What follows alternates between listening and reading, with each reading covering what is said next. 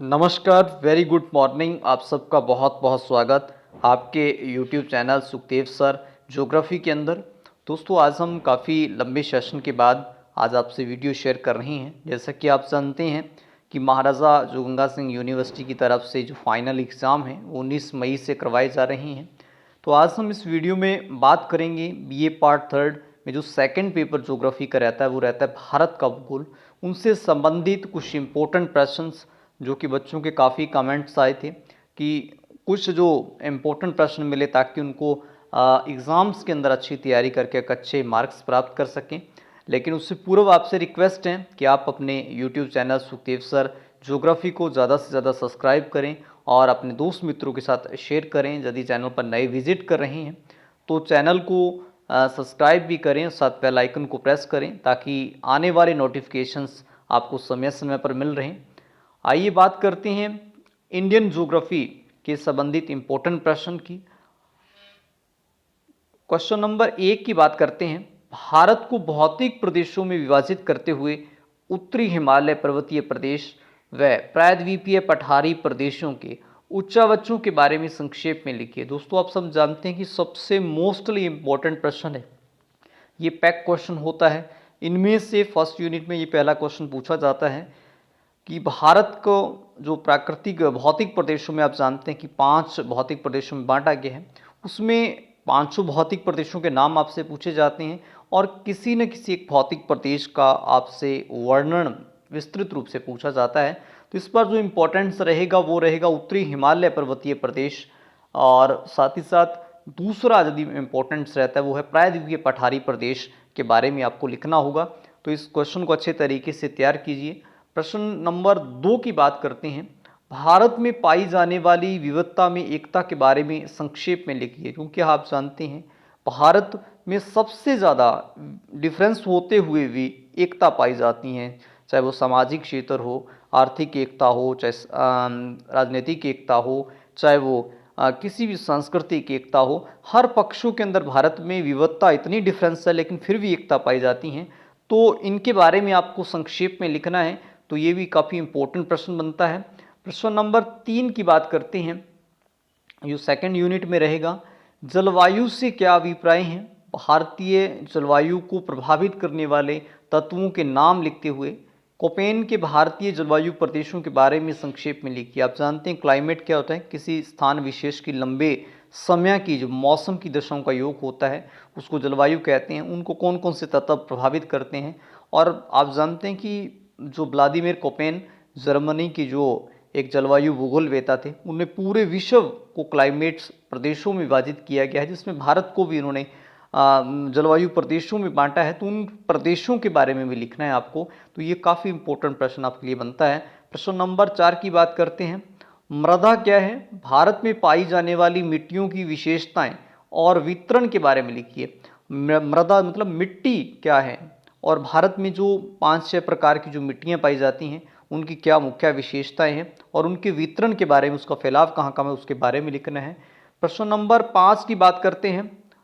गेहूं की खेती के लिए आवश्यक भौगोलिक दशाएं और भारत में गेहूं के उत्पादन केंद्रों का वर्णन कीजिए। दोस्तों, ये सबसे इंपॉर्टेंट बात आती है कि गेहूं की खेती है तो एक फसल के बारे में आपसे ज़रूर पूछा जाता है। खाद्यान्न फसल आपके 2 दे रखी हैं, एक चावल है, गेहूं है। तो चावल लास्ट ईयर पूछा जा चुका है। तो गेहूं की जो खेती है उसके लिए जो कौन कौन सी आवश्यक भौगोलिक दशाएं जिसमें तापमान, वर्षा, ये चीज़ें आती हैं वो बताते हुए इसका कहाँ कहाँ पे उत्पादन किया जाता है उस केंद्रों का वर्णन करना है। प्रश्न नंबर 6 की बात करते हैं। गन्ना की खेती के लिए आवश्यक भौगोलिक दशाएं और भारत में गन्ना के उत्पादन केंद्रों का वर्णन कीजिए। तो ये गन्ने से संबंधित फसल के बारे में भी आपको अच्छे तरीके से तैयार करके जाएं इस प्रश्न को। प्रश्न नंबर 7 की बात करते हैं। बहुउद्देशीय परियोजनाएं क्या है? बहुत इंपॉर्टेंट प्रश्न है। इनमें से लगभग एक क्वेश्चन पूछा जा सकता है। बहुउद्देशीय परियोजनाएं क्या हैं? भारत की बहुउद्देशीय परियोजनाओं के नाम लिखते हुए किसी एक का वर्णन कीजिए। जैसे चंबल घाटी परियोजना है, भाखड़ा नांगल परियोजना है। तो उस परियोजनाएं क्या होती है उसके बारे में, और लगभग उनके नाम सभी के पूछे जाते हैं, किसी एक का वर्णन पूछा जाता है। विशेष तौर पर देखा जाए तो चंबल घाटी परियोजना है। इसके बाद में एक क्वेश्चन आपके यूनिट में खनिज दे रखे हैं, तो खनिजों से संबंधित आपसे क्वेश्चन पूछा जाएगा। तो जो महत्वपूर्ण इंपॉर्टेंट खनिज है वो है लोहा आयस्क, उसके बाद में कोयला, और तीसरा जल विद्युत। ये बहुत ही महत्वपूर्ण खनिज हैं, इनके बारे में आपसे भारत के संदर्भ में प्रश्न पूछा जा सकता है, और इनके उत्पादन के अंदर इनका वितरण और इनसे संबंधित आपको प्रश्न पूछा जा सकता है, इसको तैयार कीजिए। प्रश्न नंबर 9 की बात करते हैं, भारत में निम्न उद्योगों के स्थानीयकरण के कारकों और विकास के लिए उत्तरदायी कारकों का विश्लेषण कीजिए। दोस्तों, भारत में आपको एक उद्योग लगाना है तो उसमें कुछ आपको कारक आते हैं स्थानीयकरण कारक में, जैसे पूंजी हैं, श्रमिक हैं, ये चीज़ें पूछी है। साथ साथ में कि उद्योग के विकास के लिए कौन कौन से कारक महत्वपूर्ण होते हैं उनके बारे में पूछा जा सकता है। पहला जैसे लोहा इस्पात, और दूसरा सूती वस्त्र उद्योग भारत के संदर्भ में, तीसरा कागज उद्योग के भारत के संदर्भ में पूछा जा सकता है। तो 9वां प्रश्न काफ़ी इंपॉर्टेंट रहता है। प्रश्न नंबर 10 की बात करते हैं, बहुत ही इंपॉर्टेंट, लास्ट यूनिट में जनसंख्या विस्फोट क्या है और इसे सामाजिक और आर्थिक प्रभावों के बारे में लिखिए कि जनसंख्या का बढ़ना ही विस्फोट है, तेजी के साथ जो जनसंख्या बढ़ रही विस्फोट है, इसका क्या हमारे समाज पर और हमारी इकोनॉमिक पर इसके इफेक्ट पड़ रहे हैं, उसके बारे में आपसे पूछा जा सकता है।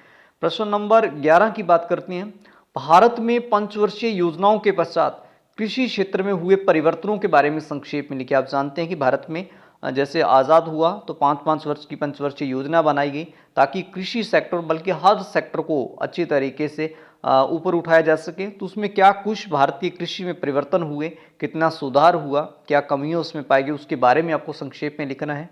इसके अलावा आपसे छोटे क्वेश्चन पूछे जा सकते हैं तो उसके बारे में भी हम बात करते हैं, टिप्पणी लिखनी है। जैसे नार्वेस्टर, तो एक मौसम, भारतीय मौसम में एक नार्वेस्टर शब्द है जिसको आपको बताना होगा, उस पर टिप्पणी लिखनी होगी। इसके बाद हरित क्रांति क्या है, इसको पढ़ के जाइए। इसके बाद जेट स्ट्रीम, ये वायु पवनों से संबंधित आपके क्वेश्चन पूछा जा सकता है। तो गैर परंपरागत ऊर्जा स्रोत, उनके बारे में पूछा जा सकता है।